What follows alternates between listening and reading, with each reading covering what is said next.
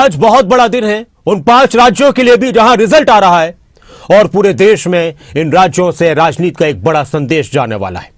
पश्चिम बंगाल से लेकर आसाम, तमिलनाडु, केरलम और पुडुचेरी में मुकाबला दिलचस्प बना हुआ है। उलटफेर की बहुत सारी संभावनाएं नजर आ रही हैं।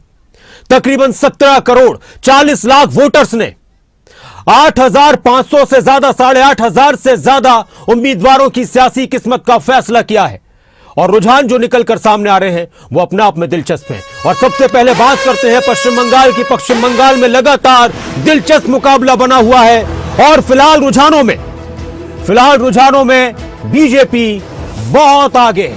बहुमत के आंकड़े के पार पहुंची है बीजेपी।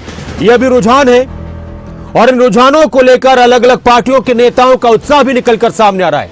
टीएमसी 100 पर है, अन्य 5 पर है जिसमें लेफ्ट और कांग्रेस हो सकती हैं और बीजेपी ने पश्चिम बंगाल में रुझानों में बहुत बड़ी बढ़त बनाई, 145 से ऊपर है। केरला में लेफ्ट यानी एलडीएफ 42 पर और कांग्रेस 94 पर रुझानों में। केरला का रुझान कांग्रेस को अच्छा लग रहा है। पुडुचेरी का रुझान बीजेपी को अच्छा लग रहा है, 22 में आगे पुडुचेरी में। तमिलनाडु में डीएमके 51 पर, एआईएडीएमके 72 सीटों पर आगे है। लेकिन पश्चिम बंगाल पर पूरे देश की निगाहें। हर राज्य का चुनाव अपने आप में बहुत महत्वपूर्ण है। हर राज्य के लोगों के लिए वो चुनाव महत्वपूर्ण है और हम भी इस पर चर्चा कर रहे हैं कि ये चुनाव, ये रिजल्ट देश की राजनीति में क्या संदेश लेकर जा रहा है। इस वक्त हमारे साथ कई खास मेहमान जुड़े हुए। एक बार फिर से आपका परिचय हमारे साथ करा देते हैं। आपके साथ उनका परिचय लगातार मुमताज के साथ जुड़े हुए थे और रामराजी शर्मा बीजेपी से हमारे साथ हैं। कृष्ण शर्मा जी हमारे साथ कांग्रेस से और राजेंद्र जादौन जी हमारे साथ वरिष्ठ पत्रकार लगातार जुड़े हुए हैं। लेकिन ये जो आप पहली देख रहे हैं अलग अलग राज्यों की, ये बहुत ही दिलचस्प है। पश्चिम बंगाल के फिलहाल जो रुझान है और जिस तरह के एग्जिट पोल आए थे उन एग्जिट पोल को लेकर अलग अलग तरह की प्रतिक्रियाएं थी कि अक्सर गलत साबित होते हैं, सही साबित नहीं होते। पश्चिम बंगाल के मामले में फिलहाल नजर आ रहा है, बाकी और राज्यों में कुछ अलग तरह की तस्वीर निकलकर सामने आ रही है। 8,500 से ज्यादा उम्मीदवार इन सभी राज्यों में, 824 से ज्यादा विधानसभा सीटें हैं। पश्चिम बंगाल की 294, जिनमें से एक सीट पर आज मतगणना नहीं हो रही है, फाल्ता की सीट, वहां दोबारा से चुनाव होगा और उसके बाद उसकी मतगणना होगी।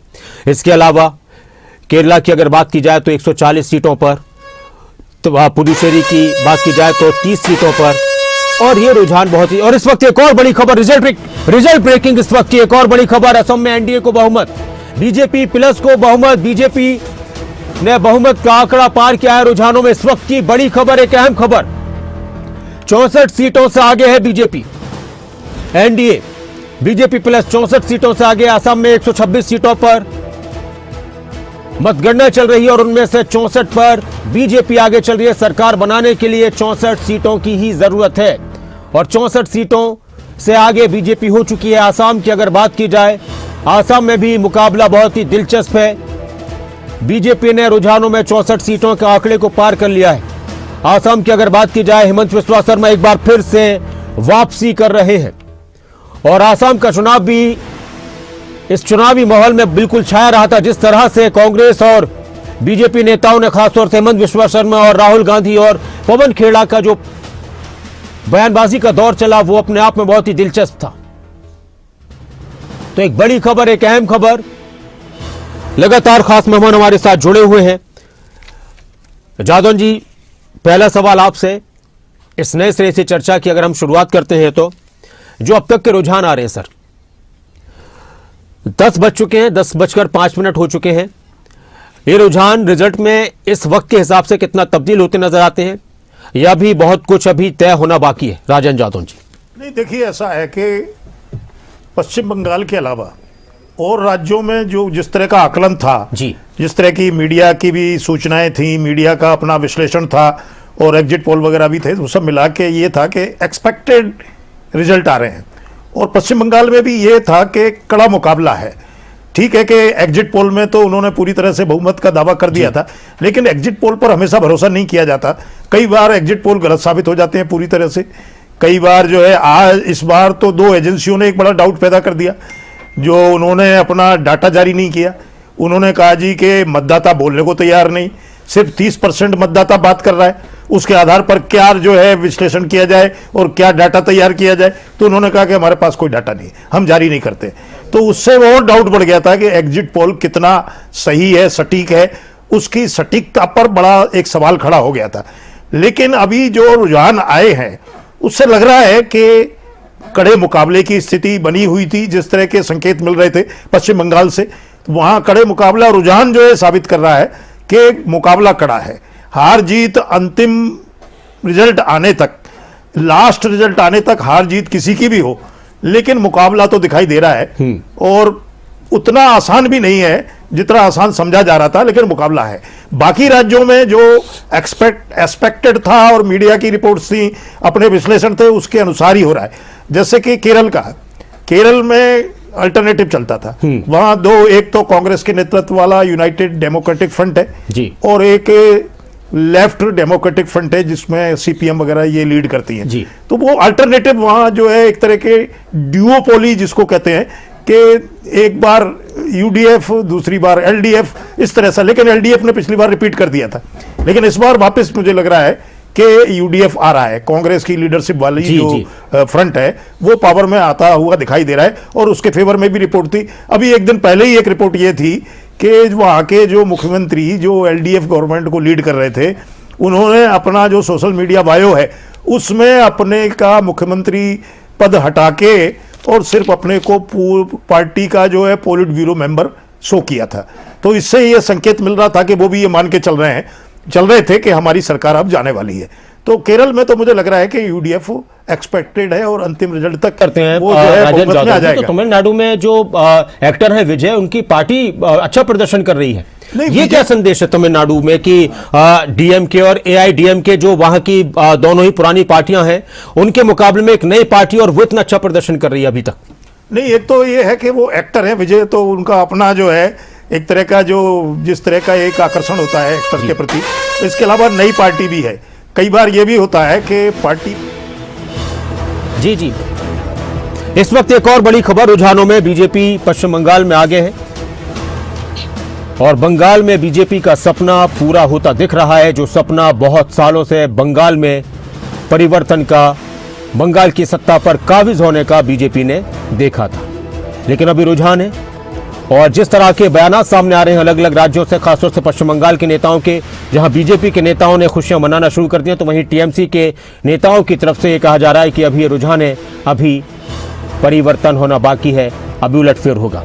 आप अपनी बात पूरी कीजिए। हम टीवी की बात कर रहे थे तमिलनाडु में राजन यादव। देखिए, ऐसा है कि कई बार ये होता है कि वहां भी एक ट्रेडिशन थी कि डीएमके फिर एआईडीएमके, ये एक तीसरा विकल्प निकल कर आया है। एक्टर विजय ने टीवीके के रूप में एक नया तीसरा विकल्प दिया है। तो वहां का मतदाता मुझे लगता है कि वो देखते हैं कि देखिए लगातार जो ना इन दलों का शासन हमने देखा है, अब ये नई पार्टी आई है तो इसको भी एक मौका दिया जाए। तो हो सकता है कि टीवीके काफी कुछ बदलाव कर दे। अंतिम रिजल्ट आने तक क्या स्थिति रहती है, लेकिन अभी तो वो बढ़त लेती हुई दिखाई दे रही है और रुझानों में ये स्थिति है कि वो हो सकता है कि बहुमत हासिल कर ले।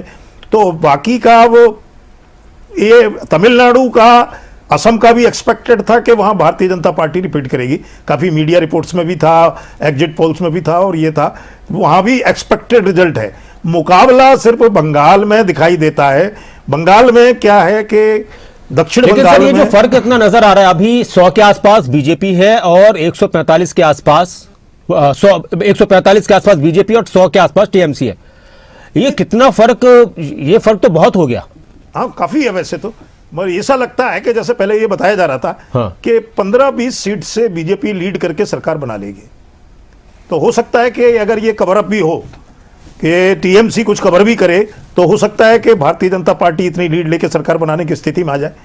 हालांकि वहां अभी ये पता नहीं कि ईवीएम किस क्षेत्र की खोली गई है, फर्स्ट फेज वाली है, सेकंड फेज वाली है। फर्स्ट फेज में माना जा रहा था कि इसमें बीजेपी को मेजोरिटी मिल चुकी है। बाकी फिर ये माना जा रहा था कि सेकंड फेज में कुछ स्थिति वापस जो है टीएमसी की तरफ मुड़ सकती है। और ये भी है कि जो दक्षिण बंगाल है, दक्षिण बंगाल में ममता बनर्जी का प्रभाव क्षेत्र भी बना हुआ है, वो काफी जो है टीएमसी का गढ़ माना जाता है। और उत्तरी बंगाल में भारतीय जनता पार्टी ने काफी चेंज कर लिया है। तो अब ये ईवीएम किस साइड की है, कहाँ की काउंटिंग अभी पहली हुई है, शुरुआती काउंटिंग में कहाँ किस क्षेत्र की जो है ईवीएम पर काम हुआ है, काउंटिंग हुई है, तो दक्षिण बंगाल का अगर आ गया है तो फिर तो ये माना जाए कि टीएमसी कवर करना मुश्किल होगा। और अगर अभी उत्तर बंगाल में ही काउंटिंग चल रही है और दक्षिण बंगाल का बाकी है तो ये उम्मीद की जा सकती है कि टीएमसी कवर करेगी। तो ये है कि मुकाबला है और भारतीय जनता पार्टी काफी कॉन्फिडेंट भी है। जी जादव जी, मैं आता हूं सर आपके पास। कांग्रेस नेता पवन खेड़ा क्या कुछ कह रहे हैं वो सुनाते हैं, फिर हम राजीव जी के पास चलेंगे और कृष्ण जी के पास। आना चाहिए ना, बहुत खिलखिलाना चाहिए, थोड़ी इंतजार करें और फिर जब स्थिति स्पष्ट हो फिर चर्चा करें। हमें पूरी उम्मीद है कि पांचों राज्यों में कांग्रेस पार्टी और हमारे गठबंधन के साथी बहुत मजबूती से जीतेंगे। इंटरनल असेसमेंट आप लोगों को जो होता है, आप किताब लेके बैठते न हैं, एग्जिट पोल्स पे देख पे ज्यादा रुचि रहते हैं, न इंटरनल असेसमेंट तो इंटरनल होती है, उसको तो सार्वजनिक नहीं किया जाता। तो पवन खेड़ा 5 राज्यों की बात कर रहे हैं। हालांकि केरला में भी बिल्कुल उन्होंने अलग से चुनाव लड़ा बीजेपी पश्चिम बंगाल में, और इस वक्त एक बार फिर से अलग अलग राज्यों में अगर बात की जाए तो कुछ जगह पर कांटे की टक्कर, तो कुछ जगहों पर बीजेपी ने बड़ी बढ़त बनाई है। लेकिन पश्चिम बंगाल में जो बीजेपी की लगातार दावेदारी थी कि हम सरकार बनाएंगे, शशि थरूर केरला को लेकर काफी खुश हैं और वो कह रहे हैं कि जनता ने परिवर्तन की वजह को समझा है। राम राजी जी, बंगाल से तो अच्छी खबर आ रही है और केरला पर शायद इतना फोकस नहीं था आप लोगों का, आसाम पर था। आसाम को लेकर पहले से ही मजबूती दिखाई जा रही थी। तमिलनाडु में जिस तरह से दावा था रामराजी जी, शायद वहां से भी इतनी अच्छी खबर नहीं। लेकिन बंगाल सबकी पूर्ति कर देगा इस वक्त।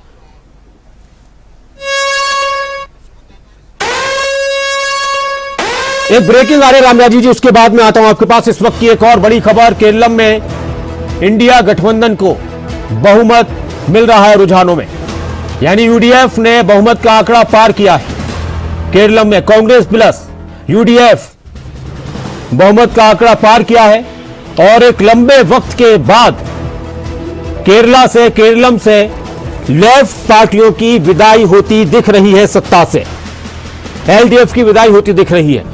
बात आगे बढ़ाते हैं रामराजी शर्मा जी। को बताना चाहूंगा, ये विश्व के सबसे लोकप्रिय और ताकतवर प्रधानमंत्री आदरणीय नरेंद्र मोदी जी की नीतियों की जीत है। जनता ने उनकी नीतियों पर मोहर लगाई है। ये हमारे चाणक्य के रूप में विख्यात और सरदार पटेल जी के बाद में लौह पुरुष के रूप में जाने जाने वाले हमारे केंद्रीय गृह मंत्री हमारे चाणक्य जी, उनकी चाणक्य नीति की जीत है। और ये हमारी पार्टी की नीतियों सिद्धांतों की जीत है। और जिस तरह से जनता ने विश्वास किया है, मैं देवतुल्य जनता जनार्दन का मैं इस बारे में धन्यवाद करना चाहूंगा।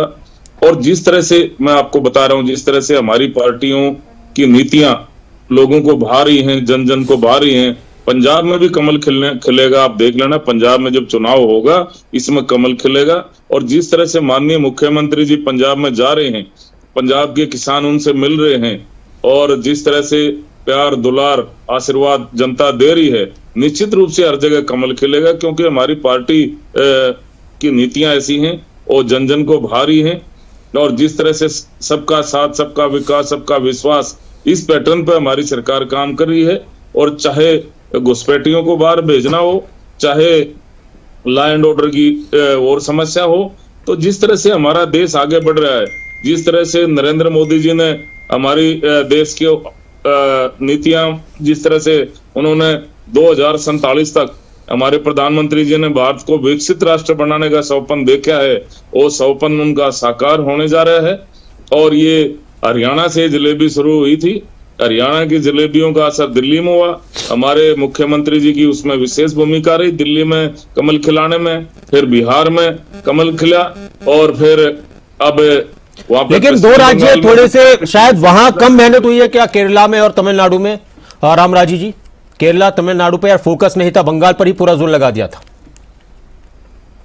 ऐसा है, हर जगह कमल खिलेगा, आप देख लेना जब रिजल्ट आएगा। अच्छा। असम में भी कमल खिल रहा है, ये इसमें पुदुचेरी में भी कमल खिल रहा है, हर जगह कमल खिल रहा है। केरला और तमिलनाडु की मैं कह रहा था, केरला और तमिलनाडु में वहां कम जोर लगाया था क्या बीजेपी ने? वहां पे भी लोग चाह रहे हैं कि वो हमारी सरकार आए, वहां पे कमल खिले, वहां भी कमल खिलेगा, धीरे धीरे असर होता जा रहा है। और जिस तरह से पश्चिमी बंगाल में, मतलब आप ये कह रहे हैं रामराजी शर्मा जी के, देखिए ये जो पश्चिम बंगाल के रुझान है ये ऐसे ही रहेंगे, पुडुचेरी के ऐसे रहेंगे, आसाम के ऐसे रहेंगे।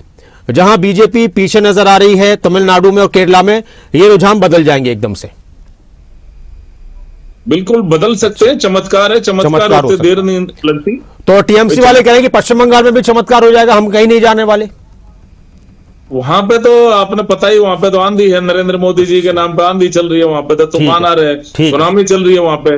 असम में सुनामी चल रही है हमारी। जिस तरह से लोगों का प्यार, आशीर्वाद, दुलार हमारे को मिल रहा है, वाकई में वहां पे एक मैं समझ रहा हूँ सुनामी चल रही है भाजपा के पक्ष में। और जिस तरह से ये हमारे भाई कह रहे थे दूसरे, ये कांग्रेस पार्टी वाले, भाई कांग्रेस पार्टी तो नकारी जा चुकी है, ये तो जनता द्वारा नकारे गए लोग हैं, उल्ट बातें करते हैं, उल्ट फैसले लेते हैं। अब आप हरियाणा में देख लो, हरियाणा में जिस तरह से वो चौधरी वीरेंद्र सिंह के लड़के अकेले वो बेचारे धूप में घूम रहे हैं, कोई उनका समर्थन करना नहीं जाता। जबकि हमने चौधरी वीरेंद्र सिंह के परिवार को इतना मान सम्मान दिया, उनको एमपी राज्यसभा बनाया, केंद्र में मंत्री बनाया, उनके बेटे को एमपी बनाया लोकसभा में, उनकी धर्मपत्नी जी को, आदरणीय चौधरी वीरेंद्र सिंह की धर्मपत्नी जी को एमएलए बनाया। अब वो पता नहीं क्यों महत्वाकांक्षा में इन्होंने उनको वहां पे अपनी तरफ बुला लिया। और कुलदीप बिश्नोई पर क्या कहेंगे रामराज जी? वो कह रहे हैं कि मेरे पिताजी का अपमान क्या है, स्वर्गीय भजन लाल जी का अपमान क्या है, और बीजेपी को चुनौती दे रहे हैं कुलदीप बिश्नोई। नहीं, अपमान किसी का नहीं, चौधरी भजनलाल जी का सब सम्मान करते हैं। आज तक सबसे लंबे समय तक वो आपने सुना भी होगा उनका बयान कि मैं बीजेपी को अर्श पर ले गया था, फर्श पर भी ला सकता हूं, मेरी वजह से बीजेपी ने सरकार बनाई। किसी ने अपमान नहीं किया, ये तो कहने की बात होती है, किसी ने अपमान नहीं किया। और जिस तरह से माननीय प्रदेश अध्यक्ष जी ने भी कहा, भाई चौधरी भजनलाल जी का हम सारे सम्मान करते हैं। मैं भी कह रहा हूं बतौर प्रवक्ता, हम सब भी चौधरी भजनलाल जी नहीं, मैंने इसलिए उनका जिक्र कर दिया कि जैसे आपने विजय सिंह की बात कही कि इतना मान सम्मान उनको दिया, और फिर वो उसके बाद और बस बिल्कुल आपने टिकट दिया उनको, केंद्रीय मंत्री चौधरी वीरेंद्र सिंह बीजेपी की सरकार में बने, सांसद बने। लेकिन कुलदीप बिश्नोई क्यों इतना आहत है? क्या बीजेपी उनके जो बयान आए हैं उस पर किसी तरह का संज्ञान ले रही है? इसको किस तरह से आप देखते हैं? या फिर वो कह रहे हैं कि मैं बब्बर शेर हूं, मुझे कागजी शेर ना समझा जाए, मेरी वजह से बीजेपी की सरकार बनी है, मैंने मेरे वोटों की वजह से। देखो, बीजेपी का हर कार्यकर्ता बब्बर शेर है, क्योंकि बीजेपी का जिसमें जो बीजेपी की पाठशाला में विद्यार्थी बन जाता है, वो अपना आप में बीजेपी की नीतियां ऐसी हैं, उन नीतियों से प्रभावित होता है, नीतियों को, संस्कारों को ग्रहण कर लेता है, वो अपना आप में बब्बर शेर सभी कार्यकर्ता। कुलदीप बिश्नोई को क्यों नीति अब पसंद नहीं आ रही? वो काफी कमियां निकालना है बीजेपी में। देखो, वो उनका व्यक्तिगत मामला है, उनको क्या चीज पसंद नहीं आ रही है, मैं समझता हूँ हाईकमान का काम है, हाईकमान इस पे पूछेगा उनसे क्या दिक्कत है आपको, क्या परेशानी है। बाकी जिस तरह से आंधी चल रही है नरेंद्र मोदी जी की हमारे देश में, मैं बात करता हूं उस आंधी में कांग्रेस क्या उड़ने लगी है? कृष्ण शर्मा जी, आसाम में रामराजी जी कह रहे हैं कि सुनामी है, तो क्या उस सुनामी में कांग्रेस आसाम में बह गई? केरला में जरूर आपके लिए राहत की खबरें आई हैं, राहत की और सुकून वाली हवाएं, संतुष्ट करने वाली हवाएं केरला के खुशनुमा मौसम में आपके लिए आ रही हैं। लेकिन पश्चिम बंगाल में कांग्रेस कहीं नहीं, तमिलनाडु में कांग्रेस डीएमके के साथ पता नहीं कितनी, अभी वो डीएमके के नाम से डीएमके प्लस आ रही है, तो कांग्रेस की उसमें कितनी सीटें हैं? पुडुचेरी में कांग्रेस बहुत पिछड़ी हुई है, आसाम में भी कांग्रेस पिछड़ी हुई है। जी कृष्ण जी, देखिए सर, पहले तो भाई रामराज जी की बात का कहूँ, कहीं का ईंट कहीं का रोड़ा, भानुमती ने कुड़ुम्बा जोड़ा। अरे कांग्रेस से गए हुए नेताओं पर, बैसाखियों पर टिकी हुई है सरकार हरियाणा और ये सेंटर की, जब वो अपनी बैसाखियां इनसे खोस लेंगे, सरखा देंगे, ये धड़ाम से पड़ेंगे। इनका छोड़ क्यों बहादुरी पंडित जी, अपना कोई नेता नहीं है इनका, कोई सेंटर में नेता नहीं है इनका। हरियाणा में कितने नेता गए हैं, चाहे वो बंसीलाल परिवार हो, चाहे भजनलाल परिवार हो, चाहे राविंदरजीत सिंह हो, और चाहे अरविंद शर्मा हो, अनेक ऐसे नेता जो कांग्रेस के गए हैं। इनका अपना कोई नेता नहीं है, इनकी अपनी कोई पहचान नहीं है। इनकी पहचान क्या थी? 2-2, 2.5, 3-3, 4-4 हजार वोट से ऊपर कभी नहीं, 2009 से पहले नहीं आई। और रही बात है पश्चिम बंगाल की, ये हार रहे हैं, असम में ये हार रहे हैं सर। आप देखिए अभी 1 घंटे बाद रिजल्ट जो आएगा। अगर ये जीत रहे होते हैं सर, इन्होंने असम के मुख्यमंत्री ने असम के कार्यालयों के आसपास बीजेपी मुख्यालयों पर जी कृष्ण शर्मा जी की आवाज, सर इस जश्न के साथ तस्वीरें। हाँ सर, आसाम में शर्मा जी जब को चुनाव चल रहा था, लोकतंत्र का पर्व मनाया जा रहा था, इन्होंने विपक्ष के हमारे पवन खेड़ा जी के खिलाफ FIR दर्ज कराई ताकि विपक्ष का मुख बंद किया जा सके, उसको पीछे पुलिस लगा दी। पश्चिम बंगाल में इन्होंने एक वोटर के पास, एक गरीब वोटर के पास एक CRPF खड़ी कर दी और उनको मार के उन्होंने मतलब उनको कैसे वहां तो कैसे पीटा जाएगा? बीजेपी ऐसे तो मुगलों के टाइम में मुगलों के टाइम में ऐसा नहीं होता पश्चिम था। बंगाल में कृष्ण शर्मा जी लोग डरे हुए थे, तो इसलिए सुरक्षा दी जा रही है ताकि बेखौफ होकर लोग वोट डाल सके, इसलिए केंद्र से सेना भेजी, CRPF वगैरह की टीम लगाई गई। CRPF लोकतंत्र में उन्होंने लोग अपने CRPF BSF सब और सरेआम पिटे गए, सरेआम। और प्रेजेंटिंग अधिकारी कौन बुलाए इन्होंने? सारे सेंटर के बुलाए, वहाँ की स्टेट के लीडर, उन पे अधिकारियों पर भरोसा नहीं है इनको। मंत्री चाणक्य हमारे चाणक्य लोह पुरुष ये हैं, घुसपैठियों के नाम पे इस देश को बर्बाद करना चाहते हैं। बाद में सबसे मजबूत इलेक्शन का मंत्री रिजल्ट हमारे क्या रहेगा, क्या नहीं रहेगा, इस बात का मैं राजा जी मैं आ रहा हूं आपके पास, मेरी बात पूरी होने दीजिए। लेकिन ये सिलीगुड़ी से तस्वीरें आ रही है। अब ये सिलीगुड़ी में बीजेपी की मजबूती का जश्न है पूरे पश्चिम बंगाल में।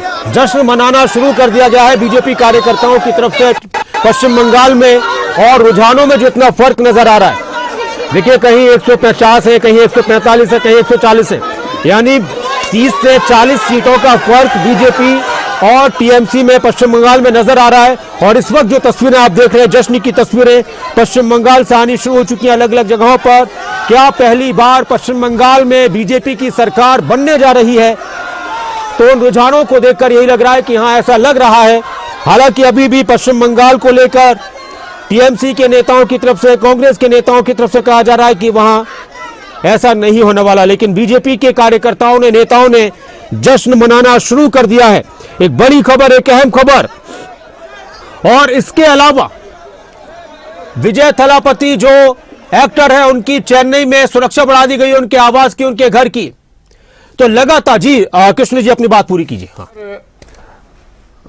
इसमें अपने पश्चिम बंगाल में इन्होंने मतलब अगर ये जीत ही रहे थे, SIR के नाम पे वोट चोरी की, उन्होंने वोट काटी, जो भी भाजपा के खिलाफ वोट थे उनकी खत्म की, फिर उनको वोट डालने से रोका CRPF करके, सेंट्रल फोर्स खड़ी करके। और अब अगर कोई कैंडिडेट जीतने की उसमें होगा TMC का या किसी पार्टी का, उनका सर्टिफिकेट वहां का जो सेंटर का अधिकारी लगाया गया है वो दे देगा। कोर्ट कचहरी के चक्करों में ये देश को डालना चाहते हैं। ऐसे आसाम में होने जा रहा है। आसाम में भी ये लोग बिल्कुल लोकतांत्रिक तरीके से, वहाँ की जो राज्य सरकार है और इसमें सेंटर की सरकार है पश्चिम बंगाल में, ये तानाशाही कर रही है। ऐसा देश समझ रहा है, ऐसा पश्चिम बंगाल की जनता देख रही है, आसाम की देख रही है। ये धक्के से अपना राह थोपने जा रही है। ऐसा नहीं होने देगा देश में। अगर ऐसा ये करेंगे, देश में क्रांति आ जाएगी। इस बात को समझना चाहिए इन लोगों ने। ये ऐसा नहीं कर सकते। ये क्या देश में क्रांति तो आ रही है, फिर से खत्म हो रही है भाई, फिर से गुलाम करना चाहते हैं, फिर से सामंतवादी लागू करना चाहते हैं। देश की जनता जाग चुकी है, इसलिए देश की जनता ने आपको नकार दिया। आप जनता द्वारा नकार गए लोग हो। ये देश से में उल्ट बातें करते हो, उल्ट फैसले की बात करने वाले लोग 750 किसानों की बलि ले ली इन्होंने। ये कहते हैं कि किसान हमारे मुख्यमंत्री का स्वागत कर रहे हैं। इनका 750 किसान, कितने किसानों ने सुसाइड कर लिया? हरियाणा का किसान, पंजाब का, राजस्थान का किसान, इनसे एक बात का पता लेगा और ये टिक मिल पाएंगे, ये अपने घरों में नहीं पाएंगे। मैं आपको बता देता हूँ, किसान इतना दुखी है। 750 किसानों की किसान जाग चुके हैं, किसान जाग चुके हैं, दुख भी प्रकट किया, नकार चुके हैं। अच्छा एक बात बताइए, एक बात बताइए कृष्ण शर्मा जी, मैं आ रहा हूँ रामराज जी आपके पास।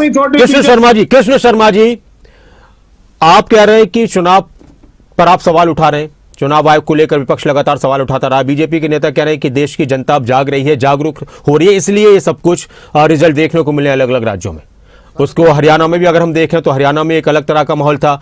कुछ जगहों पर कांग्रेस को लेकर ये सवाल उठते हैं कि कांग्रेस कई बार तो आती हुई सत्ता को अपने करीब नहीं आने देती और आपसी मनमुटाव की वजह से, गुटबाजी की वजह से अपना नुकसान कर बैठती है। समझिए, वोट चोरी क्या है? वोट चोरी ये नहीं है कि इस वोट को चोरी करके यहाँ रख दिया बीजेपी हक में। SIR के नाम के वोट चोरी किए इन्होंने। धमका के वोट के लिए अधिकारियों को दबाव डाल के वोट चोरी की है। यही तो होता है, कुछ ही परसेंटेज को इधर उधर करना होता है। ये लोग ऐसे कर रहे हैं देश में, ऐसे पश्चिम बंगाल में किया, आसाम में किया, वहां के नेताओं के मुख बंद कर दिए। क्या वोट चोरी होती है? अरे तुम तो बूथ चोरी किया थे, बूथ है तुम क्या तो होता है? मतदाता पेटी चोरी किया थे, मतदाता पेटी बक्से के बक्से चोरी करा थे। वो टाइम ले लिया, अब जनता जाग चुकी है। ये लोग पता नहीं किस नकार मुट्ठी में दिया। पड़े हैं, ये आप इस जनता देश द्वारा को नकारे गए लोग ले जाना हो। चाहते हैं। देश की जनता जाग चुकी है, इन्होंने आप कोई की मतलब नकारी में नहीं नहीं आएगी। चलिए ठीक है सर, मैं आता हूं राजन यादव जी। हाँ जी। राजन यादव जी, हाँ जी। दोनों प्रवक्ताओं को आप सुन रहे हैं। एक तरफ कहा जा रहा है वोट चोरी, चुनाव में गड़बड़ी, दूसरी तरफ कहा जा रहा है जनता जागरूक है, देश में क्रांति आ रही है। कांग्रेस के नेता भी कह रहे हैं कि अब क्रांति आना बाकी है। वो कह रहे हैं रामराजी जी की क्रांति आ चुकी है। जी नहीं, देखिए ये तो अपनी अपनी राजनीतिक व्याख्या है, लेकिन मतदाता का मन क्या है वो एक अलग बात है। वो स्वतंत्र रूप से फैसला करता है। अब आप उसके जनादेश की अपने अपने तरह से व्याख्या करते रहिए कि ये तो क्रांति आ रही है, फिर कोई कहेगा वोट चोरी हो रही है। ये एक राजनीतिक व्याख्या है, इसमें कुछ नहीं कहा जा सकता। लेकिन ये है कि SIR हुई है, उसमें ममता बनर्जी का जो वोट बैंक था एक तरह से वो कम हुआ है। अब उसमें SIR में कितना जस्टिफिकेशन रहा, कई बार वो कहते हैं कि लॉजिक इशू हो गए, लॉजिक इशू के आधार पर कहीं नाम की स्पेलिंग सही नहीं है, कभी कुछ और है, कोई फादर्स नेम गलत हो गया, ये हो गया, इस तरह से करके कोई 90 लाख से ऊपर मतदाता जो है बाहर हो गए, उसका बड़ा फर्क पड़ा है। ठीक। अगर वो 90 लाख मतदाता प्लस होते तो TMC के फेवर को, उसके वोट बेस को, उसके आधार को, जनाधार को तोड़ना बड़ा मुश्किल था। लेकिन ये SIR ने बहुत कुछ भारतीय जनता पार्टी की राह आसान कर दी। अब आप उसकी व्याख्या करें कि ये वोट चोरी है, इसमें गलत हुआ, वो कहते हैं घुसपैठिए बाहर हो गए। हालांकि इसमें दो फैक्टर रहे कि हिंदू, पहले ये माना जा रहा था कि बांग्लादेशी मुस्लिम को बाहर किया जाएगा, लेकिन इसमें जो बांग्लादेश से हिंदू आया है, कोई 60-65 लाख तो हिंदू ही बाहर हो गया, जो बांग्लादेशी हिंदू था, और बाकी का जो है करीब जो है 20-25 लाख मुस्लिम बाहर हुआ है SIR में। तो उससे काफी जो है ममता बनर्जी का जो जनाधार था उस पर फर्क पड़ा है। अब आप उसकी व्याख्या करते रहिए कि ये तो वोट चोरी है। मतलब आप ये कह रहे हैं कि बांग्लादेश से जो लोग आए थे घुसपैठ करके, चाहे वो बांग्लादेशी हिंदू थे, चाहे वो बांग्लादेशी मुस्लिम थे, वो ज्यादातर ममता बनर्जी का वोट बैंक था। ये माना जा रहा है कि उसका जनाधार था और वो कई कारणों से बाहर हुए हैं। अब ये है कि उसका जस्टिफिकेशन, एक तो ये है कि उसमें अपील की भी गुंजाइश है। कोई 27 लाख ने तो अपील की थी, लेकिन उसका फैसला नहीं हो पाया था, और वो उसमें सुप्रीम कोर्ट ने कहा कि आप अगली बार देखना। सुप्रीम कोर्ट का भी ये फैसला आ गया कि उन्होंने ये निर्देश दे दिए कि अगले चुनाव में वोटिंग। ठीक है सर, इस वक्त एक बड़ी खबर आ रही है, एक और ब्रेकिंग न्यूज, रिजल्ट ब्रेकिंग इस वक्त की एक और अपडेट। लगातार कुछ ना कुछ अपडेट आ रही है। पश्चिम बंगाल, केरल, तमिलनाडु में सत्ता का परिवर्तन होता दिख रहा है, और असम, पुडुचेरी में बीजेपी की सत्ता बरकरार दिख रही है। बंगाल में रुझानों में जो अब तक के रुझान है, TMC को बहुत पीछे कर बीजेपी बहुत आगे हो चुकी है, और ममता बनर्जी से आगे निकले भवानीपुर में शुभेंदु अधिकारी। इस वक्त ये एक चौंकाने वाली खबर है। भवानीपुर, जहां ममता बनर्जी और शुभेंदु अधिकारी में मुकाबला था भवानीपुर सीट में, वहां फिलहाल 1558 वोटों से आगे चल रहे हैं बीजेपी के शुभेंदु अधिकारी, जो पश्चिम बंगाल में बीजेपी का चेहरा भी है। भवानीपुर सीट जो ममता बनर्जी का गढ़ माना जाता है, वहां से शुभेंदु अधिकारी आगे चल रहे हैं। शुभेंदु ममता बनर्जी के खिलाफ खड़े हुए थे। तो 3 राज्यों में सत्ता का परिवर्तन और 2 राज्यों में सत्ता बरकरार बीजेपी की। केरला में कांग्रेस के लिए बहुत अच्छी खबर है। केरला में UDF मजबूत हुआ है, और क्या कुछ प्रतिक्रियाएं सामने आ रही है वो भी आपको सुनाते हैं। अभी तक तो फाइनल रिजल्ट नहीं आया है। इलेक्शन का पहले हम लोग जो डोर टू डोर किए थे, तब भी हम लोग को पता चल गया कि आदमी लोग इस बार चुपचाप है, कोई नहीं है। वोट के दिन सब जाएगा चुपचाप, क्या हो गया? हो गया दुर्नीति का विसर्जन हो गया। दुर्नीति का जो सरकार था, उसको आज गंगा जल में विसर्जन हो जाएगा। ठीक है, आप क्या कहेंगे? पहला तो निर्वाचन कमिश्नर को धन्यवाद देंगे, जो अच्छा चुनाव हुआ इस बार। आदमी खुला वोट दिया। पहले पश्चिम बंगाल में वोट नहीं होता था, गुंडागर्दी होता था, जो आदमी मर गया उसका वोट दिया जाता था, और चुनाव में ब्लैक टिप लगा देता था वोट नहीं देने के। एक फौलता में ऐसा हुआ देखा, चुनाव नहीं हुआ, बाकी सब जगह अच्छा वोट हुआ, सब जगह हम लोग जीतेंगे।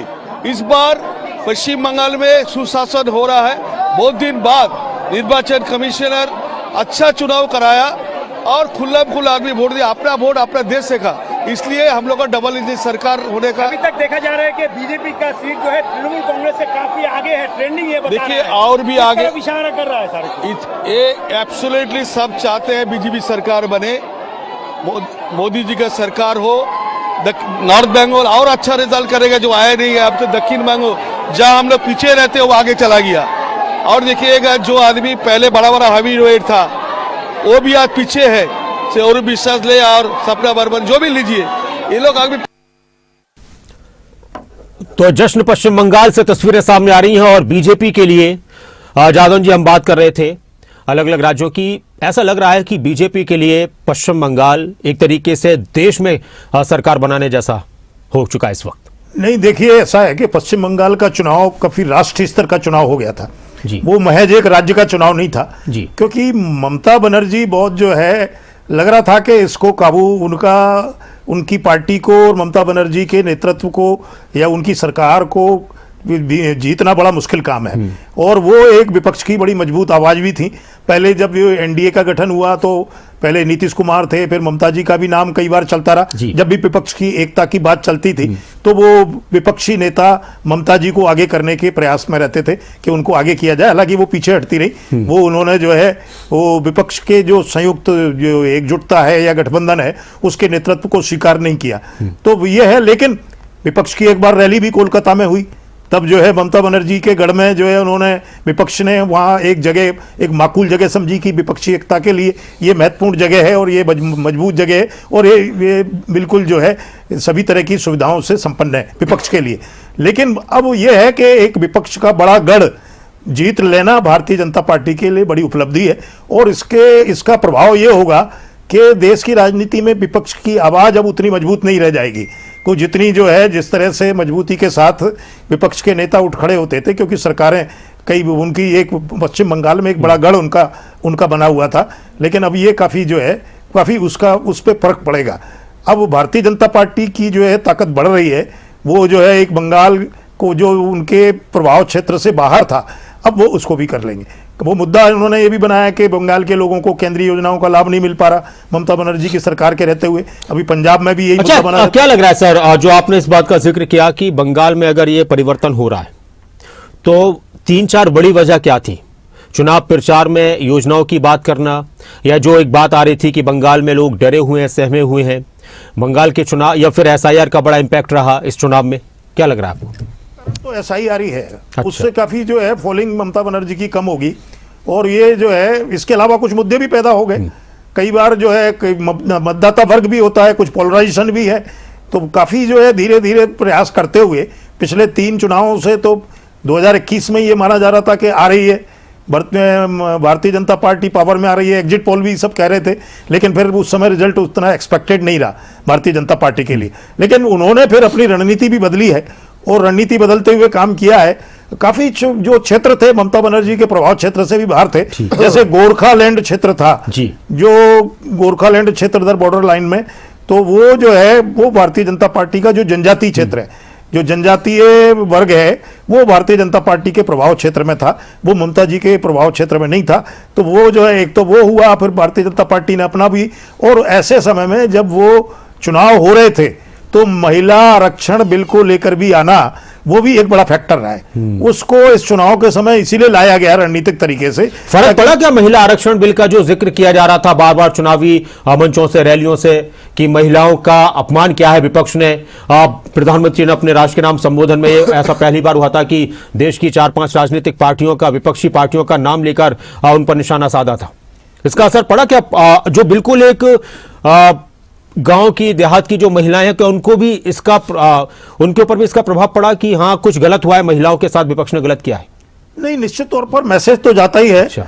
ये बहुत तमाम हर महिला तक बात पहुंच गई हो या उनके समझ में आई हो ये तो नहीं कहा जा सकता, लेकिन बात तो पहुंचती है। शहरी वर्ग में तो बात पहुंची जाती है और ग्रामीण में भी अब नेतृत्व जो है पहले की तरह काफी विकसित हो चुका है पहले के मुकाबले, तो बात पहुंची जाती है। तो ये महिला आरक्षण का जो विधेयक इस समय ही लाया गया इस चुनाव के समय, और इसमें पश्चिम बंगाल को ज्यादा टारगेट किया गया था। तो उससे फर्क पड़ा है, क्योंकि वहां जो है ममता जी का ये माना जाता था कि महिला मतदाता वर्ग में उनकी लोकप्रियता बड़ी जो है तोड़ना मुश्किल है। तो मुझे लगता है कि ये महिला आरक्षण बिल भी इस समय इसलिए लाया गया ताकि मतदाता जो महिला ममता समर्थक महिला मतदाता वर्ग है उसको प्रभावित किया जा सके। रामराजी शर्मा जी, महिला आरक्षण विधेयक की जो बात हुई चुनाव के बीच में, विपक्ष ने कहा कि ये इसीलिए, जादौन साहब भी कह रहे हैं और विपक्ष यही कह रहा था कि ये चुनाव के बीच में इसलिए लाया गया, बीजेपी वाकई में खुद ही नहीं देना चाहती महिलाओं को आरक्षण, लेकिन चुनाव प्रभावित हो, विपक्ष को इसके जरिए एक नकारात्मक छवि जनता के बीच में विपक्ष की बनाई जाए, ये बीजेपी का मकसद था। एक तो बात ये आ रही है, दूसरी बात ये कि बीजेपी के लिए मजबूती पश्चिम बंगाल में अगर हुई है तो वो सबसे बड़ा फैक्टर, एक या दो की अगर हम बात करें, कौन सा रहा? एसआईआर रहा, या फिर जो बार बार प्रधानमंत्री की तरफ से जिक्र किया जा रहा था कि केंद्र की योजनाओं का फायदा बंगाल की जनता को नहीं मिल पा रहा, वो रहा, या फिर महिलाओं की बात हो, ये रहा?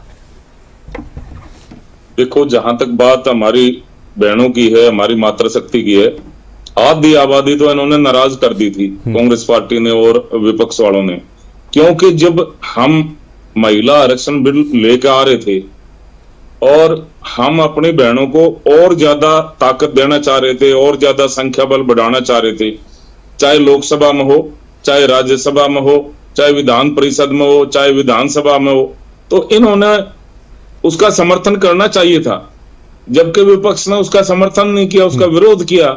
इससे साफ साफ जाहिर होता है हमारी बहनें पढ़ी लिखी हैं, उनको अपने नफे नुकसान का पता है, वह कौन हमारे पक्ष में कौन विपक्ष में है। तो उसी टाइम बहनों ने ये प्रण ले लिया था, वह रानी लक्ष्मीबाई की तरह, रानी झांसी की तरह हम इनको सबक सिखाएंगे विपक्ष वालों को। एक ताजा रामराजी जी, ताजा बयान आ रहा है शुभेंदु अधिकारी का, क्या कुछ कह रहे हैं? मैं आता हूं फिर आपका, शुभेंदु अधिकारी क्या कुछ कह रहे हैं, सुनते हैं। Those who are cast in favor of me in ward number 63, expected result 3, 4, 5, 77 number word, এখানে মমতা ব্যানার্জি ভালো লিড নেবেন। আমি যা প্রথম থেকে বলেছি 7, 8, 9, 10 আমি ওই বড় লিড কভার করব এবং 10 রাউন্ডের পর থেকে আমি এগোতে থাকব এবং expected Mamata Banerjee again defeat in Bhawanipur assembly. Malda Murshidabad मानिकचौके तो शुभेंदु अधिकारी कह रहे हैं कि ममता बनर्जी भवानीपुर से हार रही हैं, उनको पूरा विश्वास है। रामराजी शर्मा जी, आधी आबादी तो इन्होंने नाराज कर ही दी थी, हमारी बहनें तो वैसे नाराज हो गई थी, और केंद्र की जो योजनाएं हैं उनका लाभ नहीं दे रही थी हमारी बहन जी ममता दीदी, तो उससे भी जनता नाराज थी। और युवा शक्ति वैसे नाराज था क्योंकि रोजगार का मामला था। जैसे केंद्र सरकार ने 70 साल से जो हमारे बुजुर्ग हो गए 70 साल के, उनका फ्री इलाज है, शिक्षा है, वह सबको शिक्षा, बढ़िया शिक्षा मिले, चिकित्सा है और रोजगार है। जैसे लेटेस्ट टेक्नोलॉजी हमारी सरकार लेकर आ रही है, ज्यादा ज्यादा चाहे प्राइवेट सेक्टर हो उसमें रोजगार ज्यादा हमारे युवा शक्ति को मिले, तो युवा शक्ति भी जाग चुकी है। और मातृशक्ति आदि आबादी इनसे नाराज हो गई थी। जिस तरह से महिला आरक्षण का इन्होंने विरोध किया, हमारी मातृशक्ति हमारी बहनें इनसे नाराज होगी, तो नाराजगी का इनको नुकसान तो भुगतना पड़ेगा। अब सर एक सवाल मेरा ये था कि इन 5 राज्यों में देखिए, आसाम में हिमंत बिस्वा शर्मा वो मुख्यमंत्री बनेंगे अगर बीजेपी की सरकार वहां बन रही है, और अभी तक का जो बहुत बड़ा फर्क है तो बीजेपी सरकार बना रही है। केरला में यूडीएफ की सरकार बन रही है, वहां मतलब नहीं है।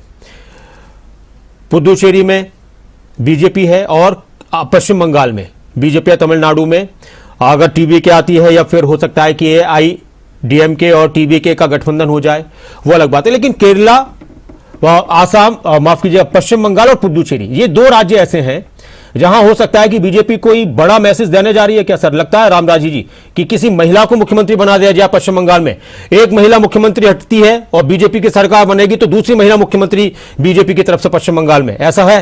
यह बड़ा संदेश दिया जाएगा, जिस आधी आबादी की बात बीजेपी कर रही है, एक महिला मुख्यमंत्री वहां से हटती है और बीजेपी की सरकार बनने पर महिला मुख्यमंत्री बनाई जाएगी, ऐसा हो सकता है? देखो, ये तो वहां के विधायक तय करते हैं कौन उनका विधायक दल का, लेकिन होना चाहिए सर ऐसा पश्चिम बंगाल के लिए। मैं कह सकता हूं ये बड़ा मैसेज होगा आधी आबादी का। देखो, मैं आपको बताना चाहूंगा, ये तो वहां के विधायक तय करते हैं भाई, वो सदन का नेता, विधायक दल का नेता किसको। सर विधायक ही सब कुछ तय तो वही करते हैं, आप भी जानते हैं, रामराजी शर्मा जी आप भी जानते हैं, राजनीतिक पार्टियों में क्या होता है कि केंद्र से एक चिट्ठी पहुंच जाती है, एक पत्र पहुंच जाता है, एक पर्ची पहुंच जाती है। अभी तक तो बहुत सारी जगहों पर यह भी देखा गया है कि जहां नहीं होता वहां पर पर्ची पहुंचे, भाई ये है नाम, इस पर मोहर लगा दीजिए। देखो, हमारी पार्टी विश्व की सबसे बड़ी पार्टी है, विश्व का सबसे बड़ा संगठन है, और इतना बड़ा संगठन अनुशासन से चलता है। हमारी पार्टी में अनुशासन है, लोकतंत्र है, और कांग्रेस की तरह राजा का बेटा राजा नहीं सर, राजस्थान में क्या हुआ था आपको मालूम, मुझे आज भी ध्यान है, जादव साहब को भी याद होगा, राजस्थान में वो बैठे हुए थे मंच पर, वसुंधरा राजे सिंधिया ने पर्ची पड़ी, वो चौंक गई, ये क्या हुआ? राजनाथ सिंह, वो तो विधायकों की राय से अवगत कराया था उनको, विधायकों की जो राय थी, राय जादव साहब आप बहुत मुझसे ज्यादा बेहतर बताएंगे जी। जादव साहब जो है, वसुंधरा जी उम्मीद कर रही थी कि मुझे मुख्यमंत्री पद मिलेगा, लेकिन राजनाथ सिंह जी चले गए और उन्होंने वसुंधरा जी को ही पर्ची सौंप दी। तो भजनलाल जी का नाम निकल आया। तो ये तो हुआ है, ये तो हरियाणा में भी हो गया था। हरियाणा में जब पहली बार मनोहर लाल जी को चुना गया था तो वो पर्यवेक्षकों ने तय कर दिया था। सिर्फ ये है कि वो सहमति बनाते हैं उस समय। लेकिन सर मेरा जो सवाल था रामराज जी से कि एक बड़ा मैसेज बीजेपी दे सकती है पश्चिम बंगाल से, अगर सरकार वहां पर बीजेपी की बन रही है, अभी तक तो बन रही है, रुझानों के हिसाब से ये नतीजों में कितना कन्वर्ट होते हैं, लेकिन बीजेपी बहुत आगे, जश्न मनाना वहां शुरू कर दिया गया। शुभेंदु अधिकारी भी अपनी जीत को लेकर आश्वस्त है, ममता बनर्जी को वो हरा रहे हैं, वो ये भी कह रहे हैं। तो एक बड़ा मैसेज दिया जा सकता है पश्चिम बंगाल से, बीजेपी मुख्यमंत्री महिला को बना दे वहां। जादौन साहब, जादौन साहब नहीं, हाँ हो सकता है, नहीं हो सकता है कि ये प्रयोग करें, क्योंकि अभी तक वो जो है, जो लीडर्स फ्रंट पर रहे हैं चुनाव के दौरान, वो भारतीय जनता पार्टी उनको चेंज कर देती है, उनकी जगह वो पर्ची चली जाती है सेंट्रल गवर्नमेंट, और पर्यवेक्षक जाएंगे। विधायकों की बैठक, वो पर्यवेक्षकों तो इसलिए पहुंचते हैं कि विधायकों की बैठक बुला के और केंद्र की ओर से जो मुख्यमंत्री मनोनीत किया जाता है उस पर सहमत कर लिया जाए सबको। वो बैठक का मतलब ये होता है, वो विधायक दल का नेता नहीं चुन रहे होते हैं, नेता तो वो केंद्र में तय हो जाता है। वो पर्ची लेकर जाएंगे पर्यवेक्षक और उन विधायकों को कन्विंस करेंगे कि भाई ये केंद्र ने इनको मुख्यमंत्री बनाने का फैसला क्यों किया है। तो ये हो सकता है, क्योंकि वहां जो अब तक ये होता रहा है कि चुनाव के दौरान जो लीडर फ्रंट पर दिखाई देते हैं वो मुख्यमंत्री नहीं बनाए जाते, कोई दूसरा ही मुख्यमंत्री बनाया जाता है। ये दिल्ली में भी हो गया जी। दिल्ली में जो वर्मा थे वो उनके वो जो प्रवेश वर्मा जी, प्रवेश वर्मा, हाँ प्रवेश वर्मा, वो बहुत एक्सपेक्ट कर रहे थे कि मैं मुख्यमंत्री बन जाऊंगा और पूरा फ्रंट पर थे वो, लेकिन वो उनको नहीं बनाया गया, रेखा गुप्ता बना दी गई। तो ये तो कई जगह हो चुका है। ये हरियाणा से शुरुआत हुई थी, हरियाणा में भी ये हुआ था। मैं सिर्फ महिला के ऊपर बात इसलिए कराता क्योंकि जिस तरह से महिलाओं का इस चुनाव में जिक्र हुआ, जिस तरह से अलग अलग जगहों पर बीजेपी कार्यकर्ताओं की तरफ से प्रदर्शन हुए, और रामराजी जी भी दिल से तो वो भी शायद चाहते हो कि हाँ कोई महिला मुख्यमंत्री बन जाए। रामराजी जी क्या कहेंगे? देखो, मैं आपको बता रहा हूँ, ये तो विधायक तय करेंगे, मैं उनका नेता, अरे कार्यकर्ता के रूप में कि हाँ ऐसा होना चाहिए, एक मैसेज देना चाहिए, कह तो सकते हैं आप भी, वहां की तो वो फैसला करेंगे। हमारी पार्टी तो पहले हमारी बहनों को प्रमोट करी, आधी आबादी को 33% आरक्षण हमारी सरकार ने दिया, और 3 तलाक मुस्लिम बहनों के लिए कष्टदायक था, हमारी सरकार ने खत्म किया। लाडो लक्ष्मी योजना लेकर आए हम, ड्रोन दीदी योजना हम लेकर आए, बीमा की योजना हम लेकर आए। अनेकों ऐसे काम है जो हमारी बहनों के लिए हमारी सरकार ने किए हैं और आगे भी करेंगे, क्योंकि आधी आबादी है और बहनों के आशीर्वाद से बहनों का विशेष आशीर्वाद रहा है। ठीक है सर। और इस वक्त एक और जानकारी आ रही है, प्रधानमंत्री नरेंद्र मोदी शाम 6:30 बजे बीजेपी मुख्यालय पहुंचेंगे, और जैसा हमेशा होता आया है, अलग अलग राज्यों में चुनाव की बात हो या देश में चुनाव की बात हो कि लोकसभा के चुनाव की बात हो, और जब जब बीजेपी को जीत मिलती है तो प्रधानमंत्री बीजेपी मुख्यालय में बीजेपी कार्यकर्ताओं को, नेताओं को संबोधित करते हैं और उनमें उत्साह भरते हैं। कृष्ण शर्मा जी, क्या वजह रही जो अब तक के जो रिजल्ट नजर आ रहे हैं, जो रुझान नजर आ रहे हैं, कांग्रेस केरला के अलावा सब जगह पिछड़ती नजर आ रही है, और पश्चिम बंगाल में जो नुकसान हुआ है, हालांकि आप भी वहां पर एक पार्टी के रूप में ममता बनर्जी के खिलाफ चुनाव लड़ रहे थे, क्या आपकी वजह से भी ममता बनर्जी को नुकसान हुआ, कांग्रेस की वजह से, या ममता बनर्जी के लिए बड़ा नुकसान क्या रहा?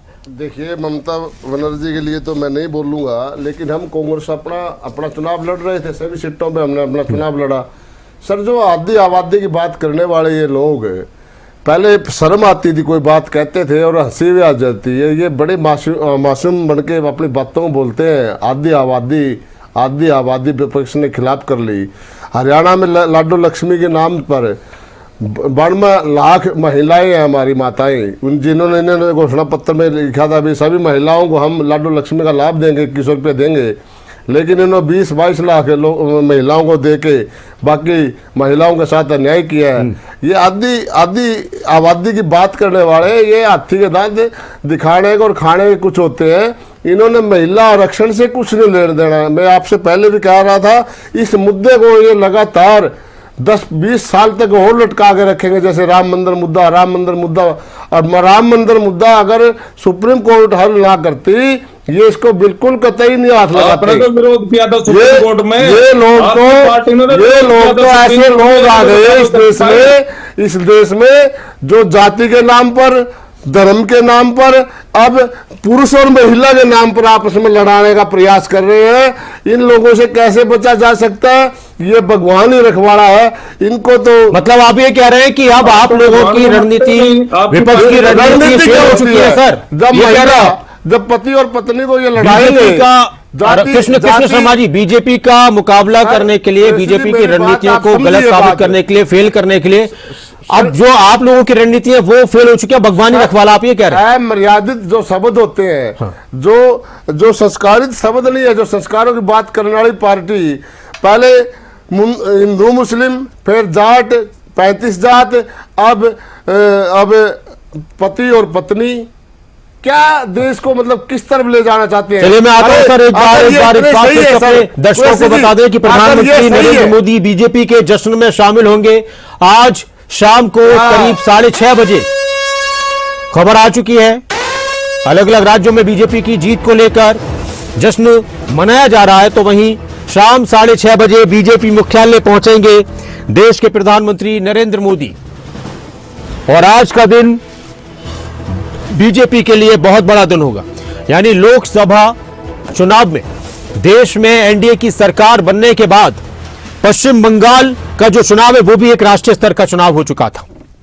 पश्चिम बंगाल की 293 सीटों पर मतगणना चल रही है और रुझानों में बीजेपी बहुत आगे है फिलहाल।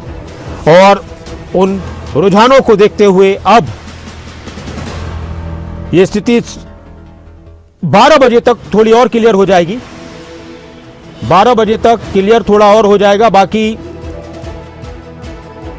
अभी और भी बहुत से उलटफेर कुछ अलग अलग राज्यों की, तमिलनाडु की अगर बात करते हैं तो वहां थोड़ा सा तब्दीलियां देखने को मिल सकती हैं। लेकिन पश्चिम बंगाल में जिस तरह का अभी रुझान नजर आ रहा है वो बहुत ही बीजेपी के लिए खुशखबरी वाला है। और जी कृष्ण जी अपनी बात पूरी कीजिए। कृष्ण जी। हाँ जी।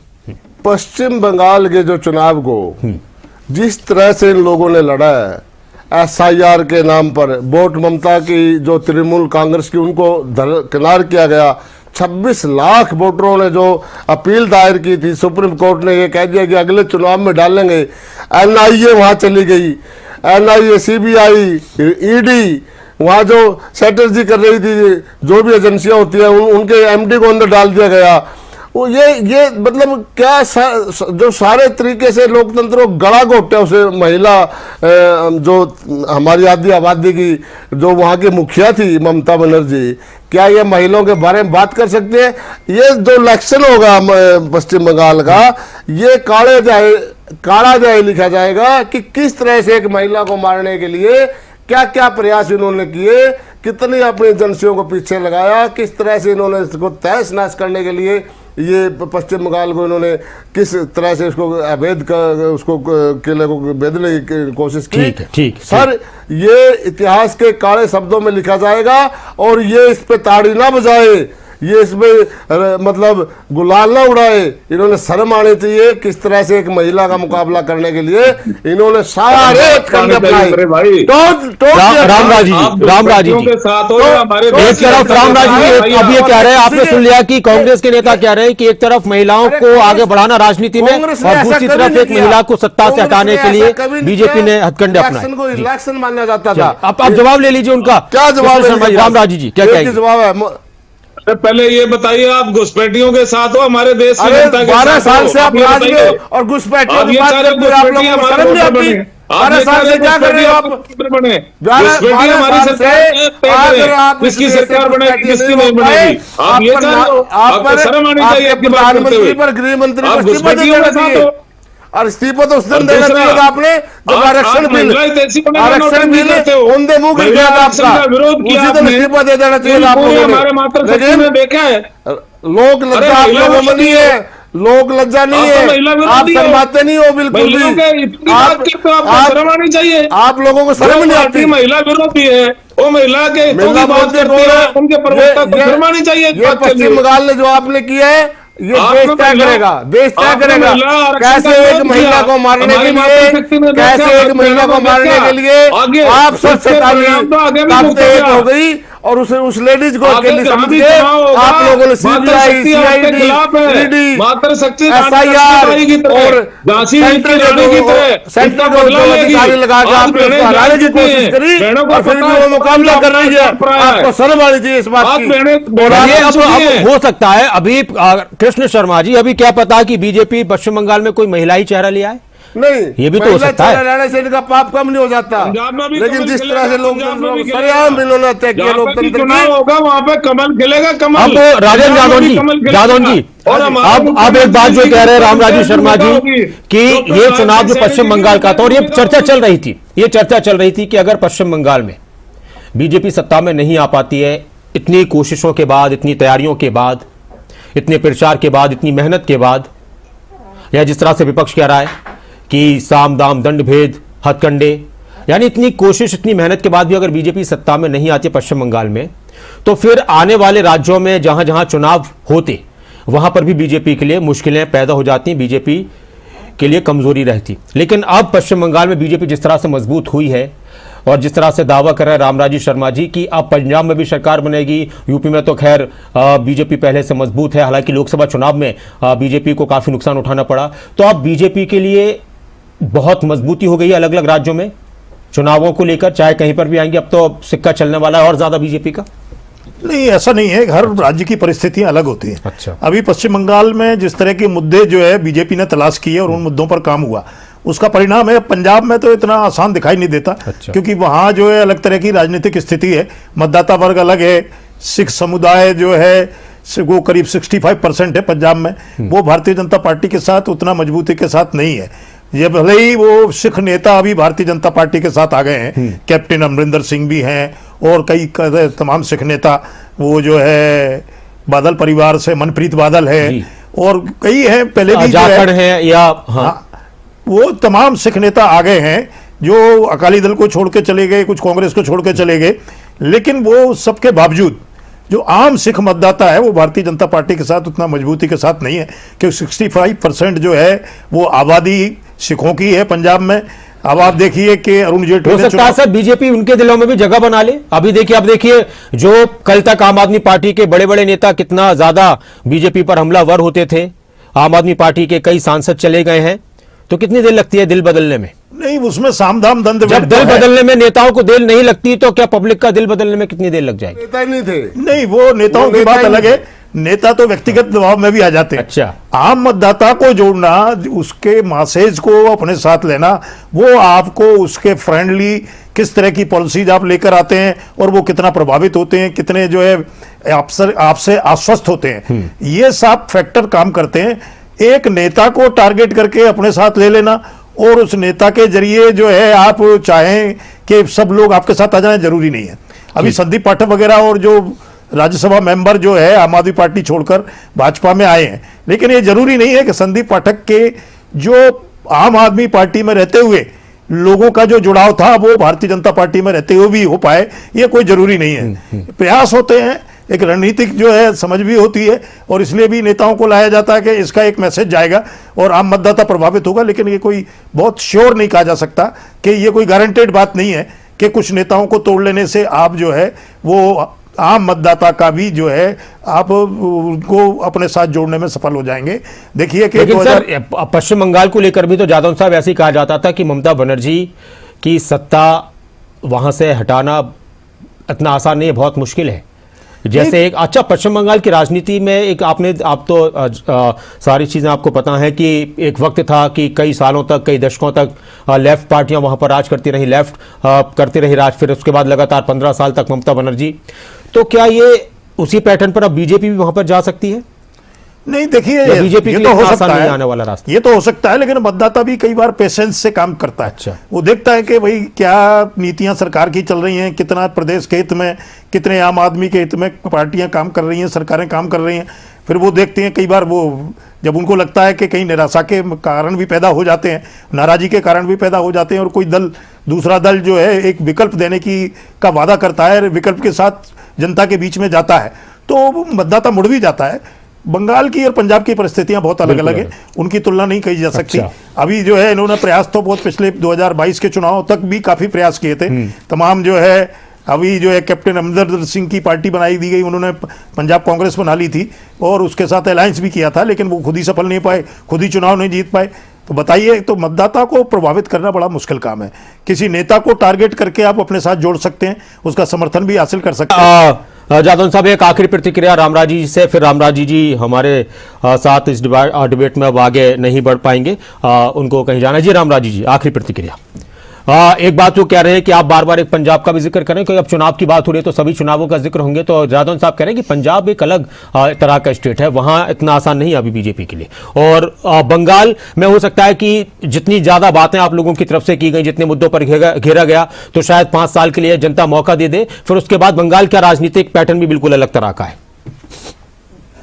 देखो, पंजाब का जिस तरह से किसान हमारे मुख्यमंत्री जी से मिल रहा है, और माननीय मुख्यमंत्री जी जिस तरह से पंजाब में इनके दौरे लगातार बढ़ रहे हैं, तो पंजाब का किसान भी ये चाहता है कि हरियाणा के मुख्यमंत्री जैसे किसान के बेटे हैं, इन्होंने खुद भी किसानी करी है, डॉक्टर नायब सिंह सैनी जैसा वहां का मुख्यमंत्री बने, ऐसे पंजाब की जनता चाह रही है। और जिस तरह से हरियाणा में किसान हमारे सुखी हैं, सभी फसलें एमएसपी पर खरीदी जा रही हैं और किसान को कोई दिक्कत नहीं आती, और जिस तरह से हमारा किसान सुखी है, पंजाब का किसान भी ये चाह रहा है हमारे मुख्यमंत्री जैसा वहां का मुख्यमंत्री बने, और निश्चित रूप से पंजाब में कमल खिलेगा, और जिसमें हमारे माननीय मुख्यमंत्री जी की विशेष भूमिका रहेगी, और हमारी बहनें हैं जो आधी आबादी हमारी, उनकी भी मुख्य भूमिका रहेगी, और इस सारी जीत में हमारी बहनों का भी विशेष योगदान है, सभी वर्गों का योगदान है। ये हमारे माननीय प्रधानमंत्री की जीत है, हमारे माननीय गृह मंत्री जी की चाणक्य नीति की जीत है, ये भाजपा की नीतियों की जीत है, और ये देवतुल्य जनता जनार्दन की जीत है। नमस्कार, राम राम। बहुत बहुत शुक्रिया, नमस्कार, राम राम। और जिस तरह से रिजल्ट आ रहा है आपको उसके लिए शुभकामनाएं। और हमारे साथ बीजेपी से एक और प्रवक्ता जुड़ने वाले हैं, बाकी तस्वीरें लगातार आपको हम दिखा रहे हैं। और इस वक्त एक बड़ी खबर, तमिलनाडु से इस वक्त एक बड़ी खबर, 100 सीटों पर बढ़त बनाए हुए है टीवी के एक्टर विजय थलापति की पार्टी टीवी के 100 सीटों के आंकड़े को पार कर चुकी है, और ये अपने आप में एक बड़ा परिवर्तन पश्चिम बंगाल में और तमिलनाडु में देखने को मिल रहा है। तमिलनाडु में डीएमके और एआईडीएमके को पीछे छोड़कर टीवीके बहुत आगे हो चुकी है। एक बड़ी खबर, एक अहम खबर, तमिलनाडु का रिजल्ट भी चौंकाने वाला इस वक्त साबित हो रहा है, जिस तरह से पश्चिम बंगाल का है। हालांकि पश्चिम बंगाल को लेकर एग्जिट पोल में बहुत सारे इसी तरह के रुझान आ रहे थे, अनुमान आ रहे थे, लेकिन तमिलनाडु में इस तरह का अनुमान नहीं था एग्जिट पोल में। हो गया ना सर, 2 घंटे हो गए, चलो देखते हैं, वो कह देगा खुद ही।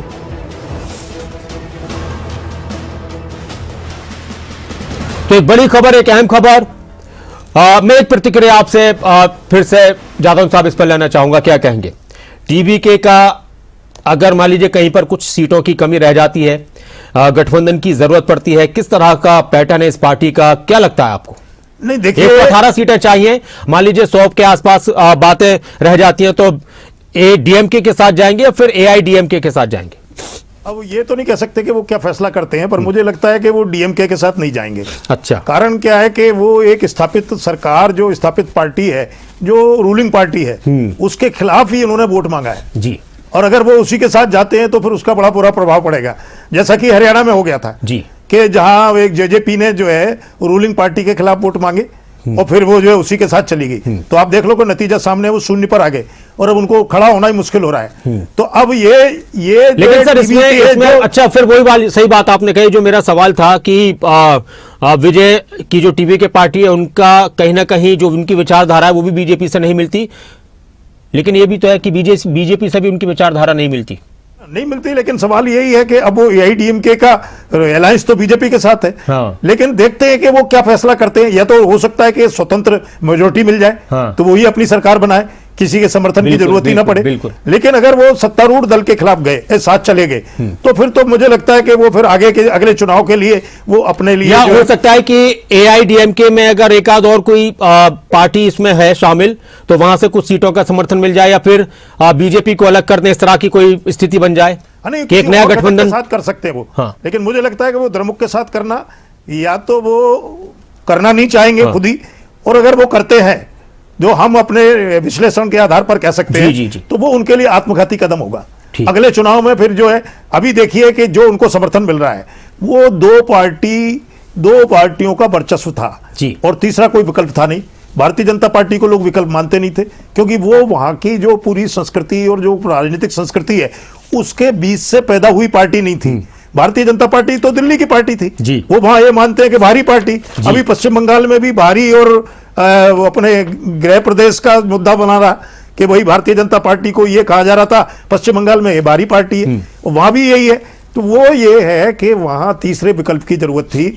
उनको लगता था कि ये दो दलीय साइकिल बन गया है, क्यों ना एक नई पार्टी को मौका देके देखा जाए कि शासन में क्या परिवर्तन आता है। शासन की भी अपनी क्वालिटी होती है कि किस तरह से आप जो है उसको संचालित करते हैं और लोगों को किस तरह से राहत देते हैं। आप आश्वासन भी देते रहें और कोई भी आगे के वायदे कर लें, 2 साल 4 साल बाद के वादे आप लेके बैठ जाएं और के अभी करेंगे और आगे करेंगे और पीछे करेंगे, इस तरह की जो आप जो है एक पॉलिटिकल जो है स्टेलमेट, एक गतिरोध जैसा पैदा करके बैठ जाएं और आपको ये सोचते रहें कि मतदाता में वोट देता रहेगा, तो कई बार मतदाता और कृष्ण शर्मा जी तो वो उसको तोड़ देता है।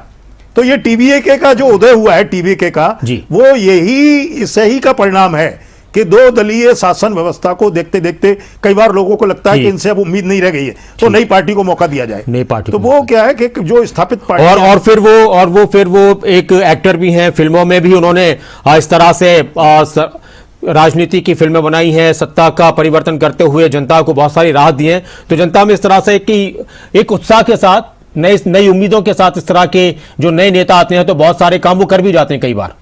नहीं, दक्षिण की संस्कृति में क्या है कि एक्टर बहुत सफल भी रहे। बिल्कुल, जैसे जयललिता जी रही, सही बात है, और एनटी रामाराव रहे, बिल्कुल, और भी तमाम जो है वो जो और भी एक्टर हैं जहां वो सब सफल। दक्षिण की सही बात है कि दक्षिण की राजनीति में सबसे ज्यादा शीर्ष तक पहुंचे राजनेता, चाहे वो हम तेलंगाना की बात करें, आंध्र प्रदेश की बात करें, कर्नाटका, तमिलनाडु की बात करें।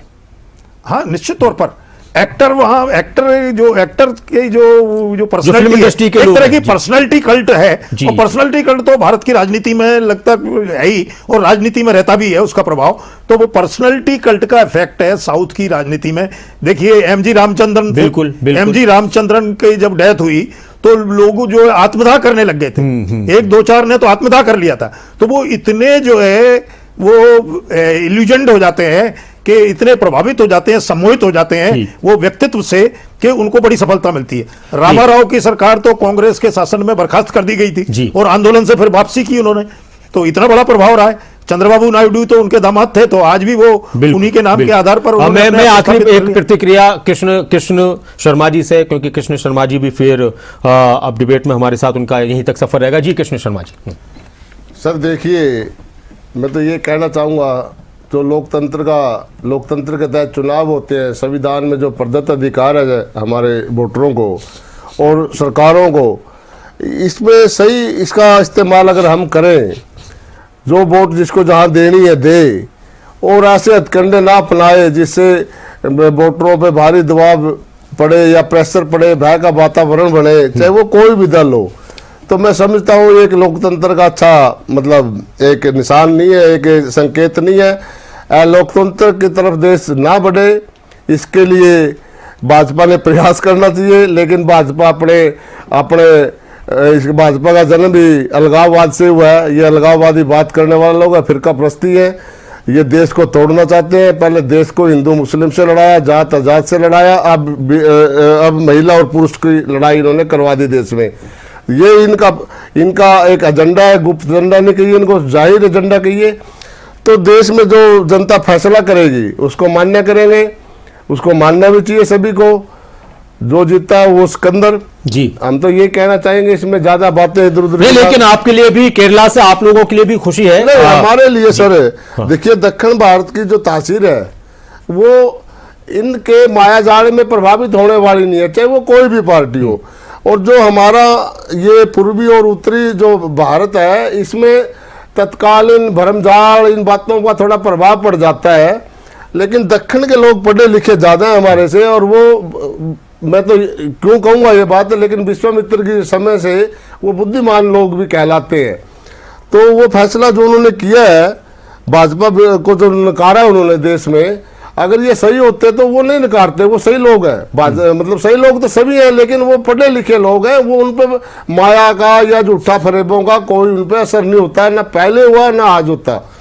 तो उन्होंने करके दिखाया, अपना परिवर्तन किया। तमिलनाडु में भी परिवर्तन किया उन्होंने, और केरला में तो परिवर्तन, एक स्थापित सरकार को मतलब हिला दिया।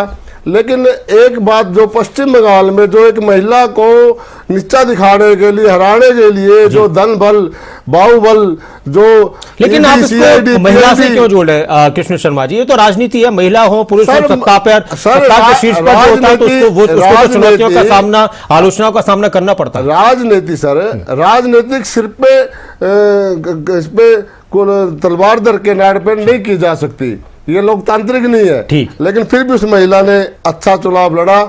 और अभी तो मैं कह सकता हूं कि अभी इसमें फेसबुक में इसमें चल रही है कि कई 50-60 कैंडिडेट ऐसे हैं जो 500-700 वोटों से आगे पीछे हैं, और वो भाजपा उसमें अपने ताक में बैठी अधिकारियों पर बहुत शुक्रिया, अधिकारियों पर दबाव बनाया जा रहा है कि आप लोग इन पर ध्यान न करते हो, भाजपा कैंडिडेटों को जितवाओ। और ये चल रहा है, ये वाकई में मैसेज जादौन साहब चल रहा है कि जो कम मार्जिन का रहता है तो वहां इस तरह की बातें चलती हैं। इस पर इस तरह की बातें अलग अलग राज्यों में चुनावों में उठी हैं। नहीं, ये चलता रहा है कि टीएमसी का भी तरफ से ये निर्देश था कि जब 500-700 में वोटों का अंतर हो हार जीत में, तो वहां रिकाउंटिंग की मांग की जाए।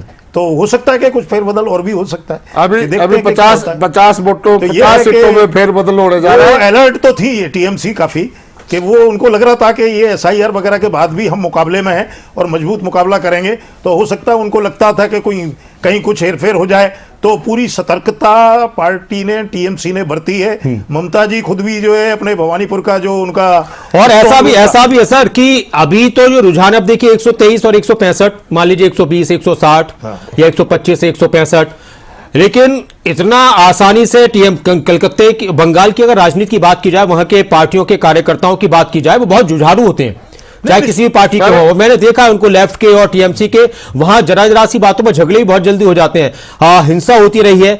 जैसे हम हरियाणा की अगर बात करते हैं तो यहाँ के कांग्रेस के कार्यकर्ताओं की या और किसी पार्टी के कार्यकर्ता की, वो उतनी जद्दोजहद नहीं कर पाते। शायद वहां पर भी जद्दोजहद देखने को मिले बंगाल में रिजल्ट को लेकर। सर वो बाहर खड़े हैं लोग, और वो वहां पे बिल्कुल सतर्क। आप देखिए एक बार वहां, अगर आपका कोई चैनल हो फेसबुक पे बात चल भी रही है, तस्वीरें दिखा भी चल रही है सर, ठीक है। वो बिल्कुल भाजपा अगर डिक्लेयर करेगी, वहां पे कुछ भी हो सकता है। ऐसे हालात बन रहे हैं। अगर भाजपा ने गलत करने की कोशिश करी, शायद वो ना होने दे।